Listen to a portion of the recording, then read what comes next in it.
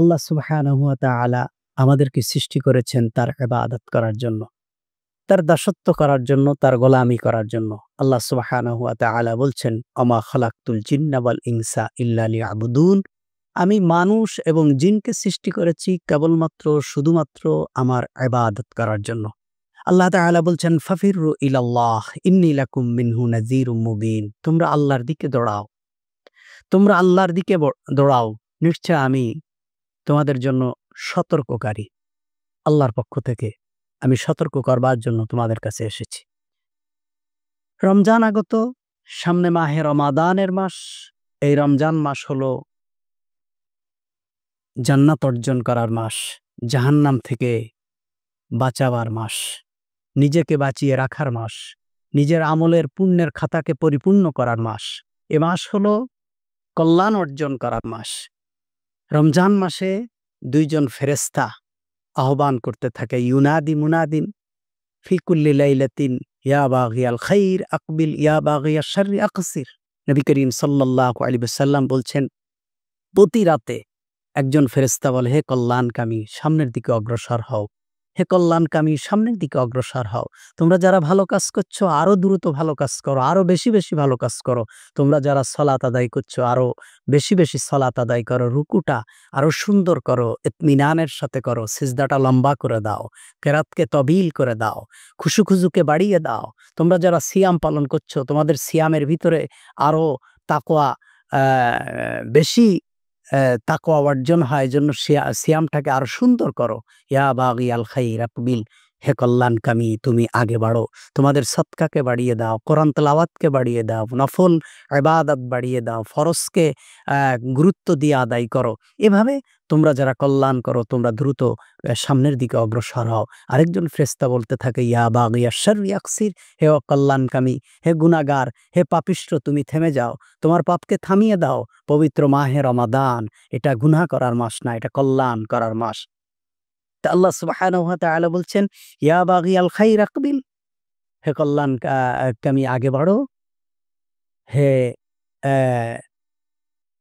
অকল্যাণকামী তুমি থেমে যাও। নবী করিম সাল্লাল্লাহু আলাইহি ওয়াসাল্লাম রমজানের ২ মাস আগ থেকে রমজানের প্রস্তুতি দিতেন। আল্লাহ নবী সাল্লাল্লাহু আলাইহি ওয়াসাল্লাম বলতেন, আল্লাহুম্মা বারিক লানা ফি রজব ওয়া শাবান ওয়া বাল্লিগনা ইলা রমাদান। আল্লাহ রজব এবং শাবানকে আমাদের জন্য বরকতময় করে দিন এবং আমাদেরকে রমজান পর্যন্ত পৌঁছায় দিন। ২ মাস আগ থেকে তারা রমজানের প্রস্তুতি নিত। এজন্য রমজান খুব গুরুত্বপূর্ণ মাস। আল্লাহ সুবহানাহু ওয়া তাআলা বলছেন যে, ওয়াসারিউ ইলা মাগফিরাতিম মির রাব্বিকুম ওয়া জান্নাতিন আরদুহাস সামাওয়াতি ওয়াল আরদ। তোমরা তীব্র গতিতে দৌড়াও। আগে আল্লাহ তাআলা বলেছেন কি, ফাফিররু ইলাল্লাহ, তোমরা দ্রুত তোমরা দৌড়াও আল্লাহর দিকে। আর এই জায়গায় আল্লাহ তাআলা বলছেন, ওয়াসারিউ ইলা মাগফিরাত, তীব্র গতিতে দৌড়াও।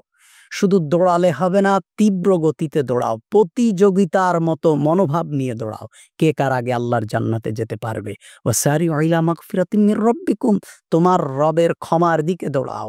যে রাস্তায় দৌড়ালে তোমার রবের ক্ষমা, যে রাস্তায় গেলে তোমার রবের কল্যাণ পাবে, যে রাস্তায় গেলে তোমার রবের নাজাত পাবে, যে রাস্তায় গেলে তোমরা জাহান্নাম থেকে নাজাত পাবে, তোমার রবের সন্তুষ্টি অর্জন করতে পারবে। ওয়াসারিউ ইলা মাগফিরাতিম মির রাব্বিকুম, তোমার রবের সেই ক্ষমার দিকে দৌড়াও। আর কি, ওয়া জান্নাতিন, এবং ক্ষমার সাথে সাথে জান্নাতের পাবার আশা করো, জান্নাতের দিকে দৌড়াও। যে জান্নাতের প্রশস্ততা কত, কারদিস সামাওয়াতি ওয়াল আরদ, যে জান্নাতের প্রশস্ততা আকাশ এবং জমিনের সমান। উইদ্দাত লিল মুত্তাকিন, যে জান্নাত আল্লাহ তাআলা নির্ধারণ করে রেখেছেন শুধুমাত্র কেবলমাত্র মুত্তাকিদের জন্য। তাহলে আল্লাহ সুবহানাহু ওয়া তাআলা বলছেন, সারিউ ইলা মাগফিরাতিম মির রাব্বিকুম, তোমার রবের জান্নাতের দিকে দৌড়াও। অন্য আয়াতে আল্লাহ সুবহানাহু ওয়া তাআলা বলছেন, সাবিকু ইলা মাগফিরাতিম মির রাব্বিকুম, প্রতিযোগিতা করে দৌড়াও, অগ্রগামী হয়ে দৌড়াও। অগ্রগামী হয়ে কে কার আগে ছুটতে পারবে, প্রতিযোগিতার মনোভাব নিয়ে দৌড়াও। তাহলে একটা হলো ফাফিরু ইলাল্লাহ, আল্লাহর দিকে দৌড়াও। দ্বিতীয় নম্বর আয়াতে আল্লাহ সুবহানাহু ওয়া তাআলা বলছেন কি, সারিউ ইলা মাগফিরা, তোমার রবের দিকে তীব্র গতিতে দৌড়াও। অন্য আরেকটি আয়াত আল্লাহ সুবহানাহু ওয়া তাআলা বলছেন, সাবিকু ইলা মাগফিরাতিম মির রাব্বিকুম, তোমার রবের ক্ষমার দিকে তোমরা প্রতিযোগিতা অগ্রগামী হয়ে দৌড়াও, প্রতিযোগিতার মনোভাব নিয়ে দৌড়াও। মানুষ সাধারণত সময় কাটায় ৩ অবস্থায়: বসে থেকে, দাঁড়িয়ে এবং শুয়ে। আল্লাহ সুবহানাহু ওয়া তাআলা ৩ অবস্থায় তার ইবাদত করার জন্য বলেছেন। আল্লাহ তাআলা বলছেন, আল্লাযীনা ইয়াযকুরুনাল্লাহা কিয়ামান ওয়া কুউদান ওয়া আলা জুনুবিহিম, তোমরা অ্যা দাঁড়িয়ে, বসে, শুয়ে আল্লাহ সুবহানাহু ওয়া তাআলার জিকির করো। আল্লাহ তাআলা জিকির করার কথা বলেছেন দাঁড়িয়ে, বসে, শুয়ে, অর্থাৎ আপনি যে অবস্থায় থাকবেন সে অবস্থাটা যদি আল্লাহর নাফরমানি না হয়, সে অবস্থার মধ্যে যদি আল্লাহর অ্যা গ হুকুমের লঙ্ঘন না হয়, তাহলে সেটাই আল্লাহ তাআলার জিকির এবং ইবাদতের মধ্যে গণ্য হবে। মানুষ দৌড়ায় ৩ কারণে: জরুরি কোনো গুরুত্বপূর্ণ বিষয় যাতে ছুটে না যায় এজন্য দৌড়ায়। জরুরি কোনো জিনিস যেন ছুটে না যায়। একটা ছাত্র পরীক্ষার বাকি আছে ১০ মিনিট, কিন্তু সে মাঝ রাস্তায় এসে দেখল তার পরীক্ষার অ্যাডমিট কার্ড সে বাসায় রেখে এসেছে। এখন সে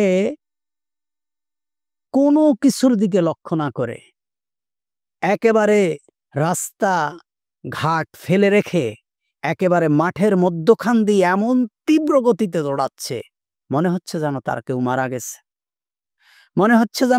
মারা গেছে। সে এমনভাবে দৌড়াচ্ছে, ডানি বাঁয়ে, সামনে পিছে, কে কোথায় কিভাবে আছে লক্ষ্য করছে না। কারণ কি? তার এই ১০ মিনিটের ভিতরে তার অ্যাডমিট কার্ড নিয়ে তাকে পরীক্ষার হলে ঢুকতে হবে, তা না হলে তার সারা জীবনের প্রচেষ্টা ব্যর্থ হয়ে যাবে। এজন্য তীব্র গতিতে দৌড়াচ্ছে। তা মানুষ সাধারণত কোনো গুরুত্বপূর্ণ জিনিস যাতে ছুটে না যায় সেজন্য মানুষ দৌড়ায়। ২ নম্বর হলো সময়ের স্বল্পতার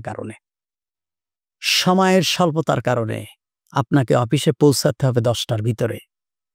সময় খুব কম, গাড়ি রাস্তায় জ্যামজট বেঁধে গেছে। রাস্তায় তীব্র যানজট, গাড়ি এক চুল পরিমাণ নড়ছে না।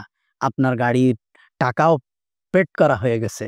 আপনি সেই টাকা রেখে, গাড়ির থেকে নেমে আপনি সময়ের স্বল্পতার কারণে, কারণ যদি আপনি ডিউ টাইমে অফিসে গিয়ে পাঞ্চ করতে না পারেন, তাহলে আপনার চাকরি শেষ হয়ে যাবে। আপনার চাকরি নট হয়ে যাবে। এ কারণে আপনি গাড়ি থেকে নেমে এত তীব্র গতিতে দৌড়াচ্ছেন, কারণ কি? আপনার সময়ের স্বল্পতা। এই সময়ের স্বল্পতার কারণে মানুষ দৌড়ায়। আরেকটা হলো নির্দেশ পালনের ক্ষেত্রে একেবারেই ১০০% আনুগত্যের জন্য মানুষ দৌড়ায়। এই ৩ কারণে মানুষ দৌড়ায়। আল্লাহ তাআলা আমরা আল্লাহ সুবহানাহু ওয়া তাআলার দিকে দৌড়াবো কেন? আল্লাহর হুকুম পালনের জন্য। কারণ আল্লাহর হুকুম এটাই হলো সবথেকে জরুরি। এই জরুরি বিষয়টা যেন ছুটে না যায়। আল্লাহ তাআলা বলছেন, আমি তোমাদেরকে আমার ইবাদতের জন্য সৃষ্টি করেছি। ওয়া মা খালাকতুল জিন্না ওয়াল ইনসা ইল্লা লিয়াবুদুন।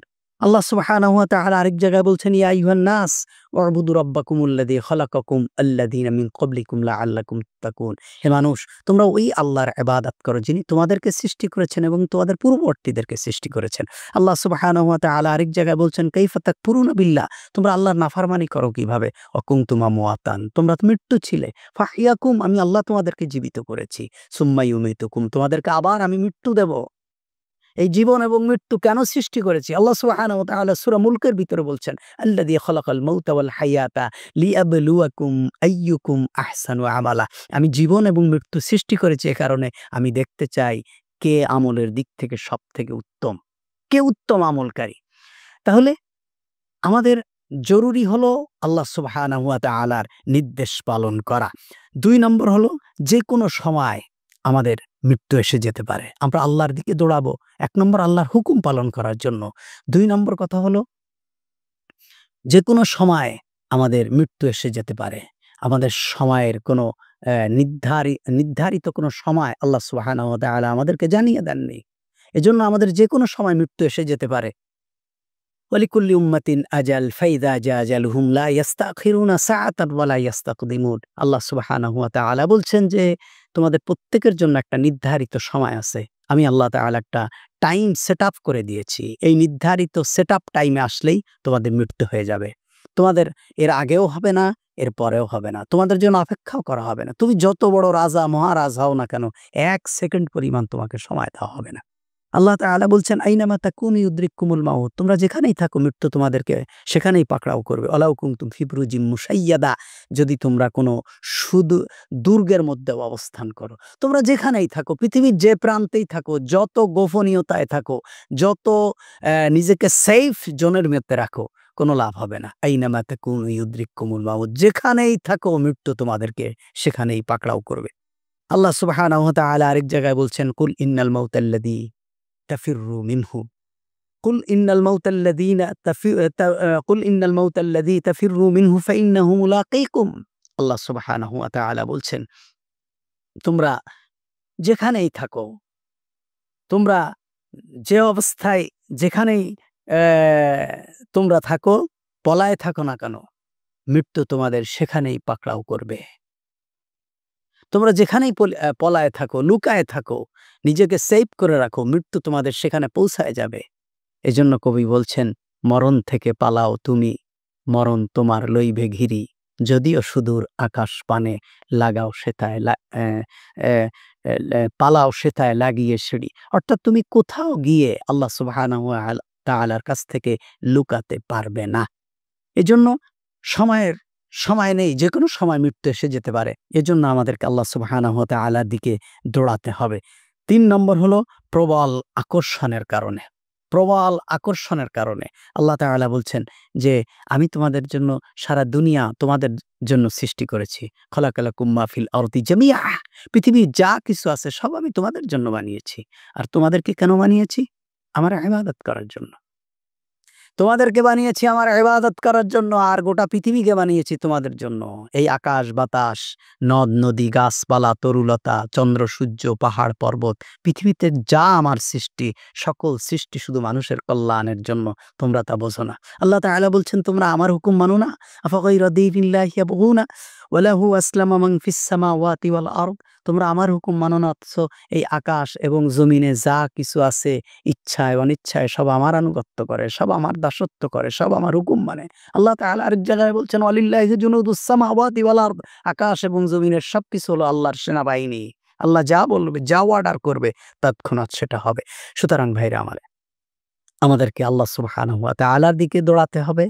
আল্লাহ সুবহানাহু ওয়া তাআলার দিকে আমাদেরকে ছুটে যেতে হবে। আমরা কেউ পৃথিবীতে বেঁচে থাকতে পারবো না। এজন্য একজন কবি বলছেন, "মৌত জিস দিন আ গয়ি, মুর্দা কি হালত ক্যা হুই, রুহ তন সে উড় গয়ি, মুর্দা কি হালত ক্যা হুই। जब मलाकुल मौत आवेगी के तुम्हारे सामने এক ফুরসত না মিলেগি লব হিলানে কে লিয়ে।" যখন মালাকুল মউত এসে যাবে, তখন ঠোঁট নাড়ানোর মতো সময়ও তোমাকে দেওয়া হবে না। ঠোঁট নাড়তে যে মুহূর্ত সময় লাগে এতটুকু তোমার জন্য অপেক্ষা করা হবে না। তোমার নির্ধারিত সময়েই তোমাকে চলে যেতে হবে। रुखसत की घंटी बाजी है जब मेरी तकदीर ने, वसूल की जिंजीर काटी है ফসল কি শমশিরও নেই। যখন বিদায়ের ঘণ্টা যখন বেজে যাবে, নির্ধারিত সময় যখন চলে আসবে, তখন ভালোবাসার সকল বন্ধনগুলো কেটে ফেলা হবে পৃথক হবার তরবারি দিয়ে। দুনিয়া এই আপন, দুনিয়ার এই ভালোবাসা, এই সন্তানের ভালোবাসা, স্ত্রী, পুত্র, মা, বাবা, ভাই, বোন, তারপরে হলো পাড়া-প্রতিবেশী, এই যে ভালোবাসা, সকল ভালোবাসার বন্ধনগুলো পৃথক হওয়ার তরবারি দ্বারা কেটে ফেলা হবে। সুতরাং ভাইরা আমার, ওই দিন আসার পূর্বেই আমরা আল্লাহ সুবহানাহু ওয়া তাআলার কাছে যাওয়ার জন্য প্রস্তুতি গ্রহণ করি। আমরা নিজেদেরকে শুধরায় ফেলি, গুনাহ থেকে বেঁচে থাকি। আমরা সর্বক্ষণ আল্লাহ সুবহানাহু ওয়া তাআলার তাসবিহ, তাহলিল এবং আল্লাহর জিকিরের মধ্যে থাকি, আল্লাহর ইবাদতের মধ্যে থাকি।